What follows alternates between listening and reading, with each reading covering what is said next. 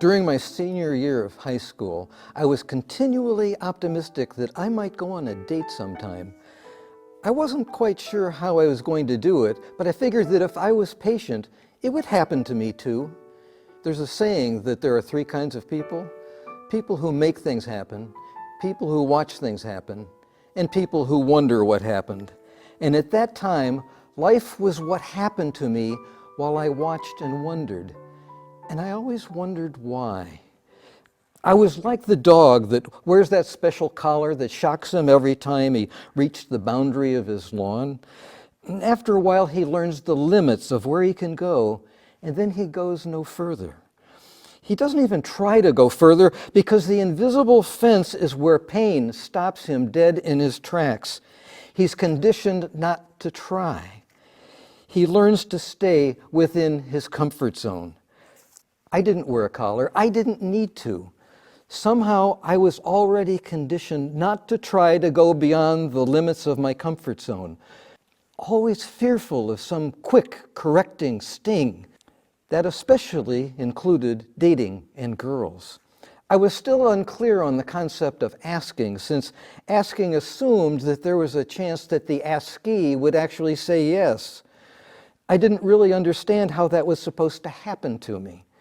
It wasn't just that I was clueless as to how and why people acted and responded the way that they did, but I was also clueless about why I acted and responded the way that I did. My patience, and it's easy to be patient when you have no hope, my patience was rewarded when a really cute girl, Ruth, actually asked me to accompany her to an event.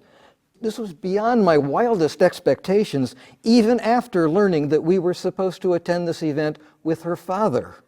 Ruth's father was the pastor of the local Baptist church, and my mother was a founding member of that church and played the organ there every Sunday morning. To me, the music was my reward for going with her every Sunday. In or out of the church, music always spoke to me in ways that nothing else did. Music was a language that spoke to my feelings. It animated feelings and emotions that would normally live in some dormant state inside me. When a song would fade out, the beautiful feelings it produced would fade away as well. But it didn't leave a void or an emptiness, but instead it revealed that nameless something that was always in the background and always on duty. Now, Pastor Carlson would be driving, and he greeted me at the front door of his house when I arrived for my ride. And he always had a smile like a grocery store checkout person at the end of a long shift. It had the appearance of friendliness and warmth, without genuine friendliness or warmth beneath it.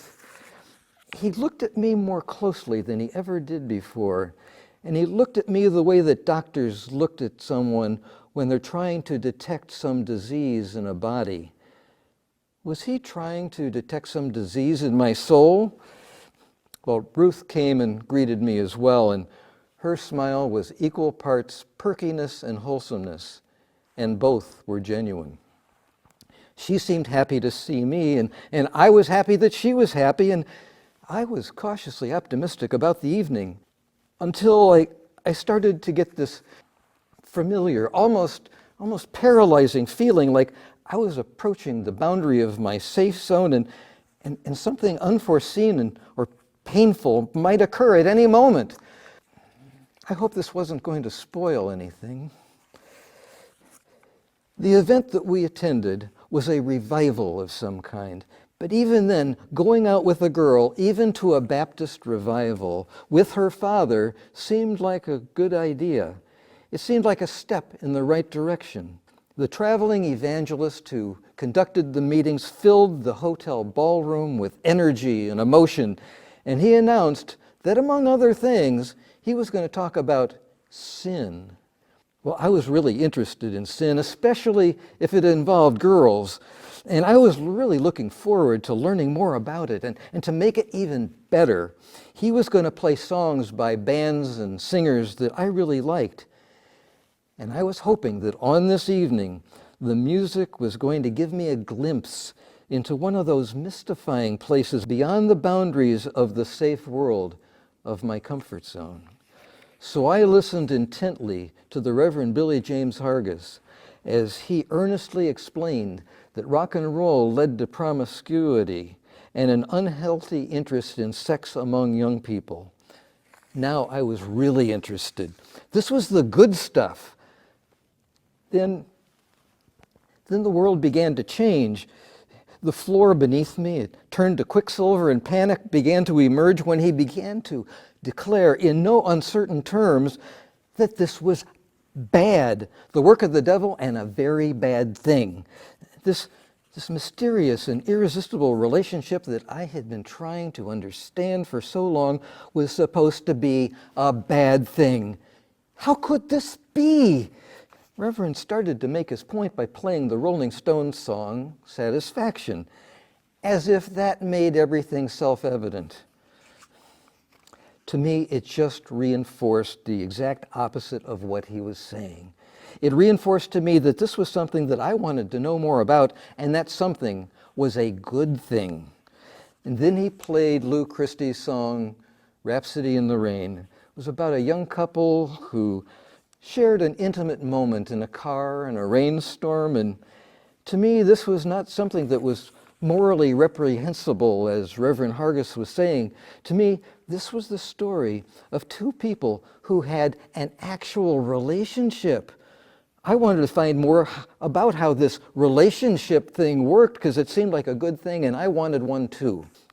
I knew then that there was a disconnect between the preacher and what he was saying and what I sincerely and earnestly believed. A disconnect between what I was being taught in church and what I really believed was true. A disconnect between very different ideas of right and wrong, good and bad. It wasn't a big disconnect, but it was the first one I ever had. It was a light bulb moment, followed by a moment of exhilaration, of having an opinion of my own. And not one I believed because I was told that it was true. For better or for worse, I actually had an independent thought. And it was an independent thought that was fundamentally different from what I was taught about the world and how it worked. An independent thought that successfully penetrated my invisible and seemingly impenetrable barrier of fear. And nothing terrible happened to me. No unbearable emotional pain, no correcting sting, no punishment from others, none of the things that I was afraid of. It was as if the collar of my conditioning had been removed, or at least loosened. I had gone beyond the limits of my safety zone somehow, and everything was okay. I was okay. This was a revelation. But it wasn't the kind of revelation that Reverend Hargis was talking about. During the rest of the evening, he talked about how rock and roll led to promiscuity, which led to communism. By that time, I was tuning him out as I got to know this new feeling of liberation. Liberation from always being afraid. Liberation from the fear of being wrong about something. Liberation from the terror of unknown consequences if I was found to be less than perfect in the eyes of others. At this point, I looked at Ruth, and she was totally absorbed in Reverend Hargis's spirited message. And it was then that I saw Pastor Carlson watching me. Did I look different on the outside, like I felt different on the inside? Did he look into my soul and see some impure thought I might have had about his daughter? Was he going to tell my mother? I was unsure of all of those things. But I started not to care. Until that moment, I hadn't understood that this feeling that I always lived with was fear. It was an invisible barrier between me and the world around me. I didn't experience life unless it was filtered through this barrier of fear. It was the wall that kept me watching and wondering and kept me from making things happen, from doing, from asking. It was clear that this new awareness was going to take me through this newly formed hole in my invisible fence into a world that I was always afraid to even try to enter. This new insight, this new direction was going to take me into this world with a newfound sense of control and confidence. My inner world had responded to the emotional language of music, and I understood that music and song was going to let me know what was on the other side of this invisible fence of fear. Maybe music was my ticket to go where everyone else already went, a place called normal. Normal is good. I like normal. Now how am I going to explain this to my mother?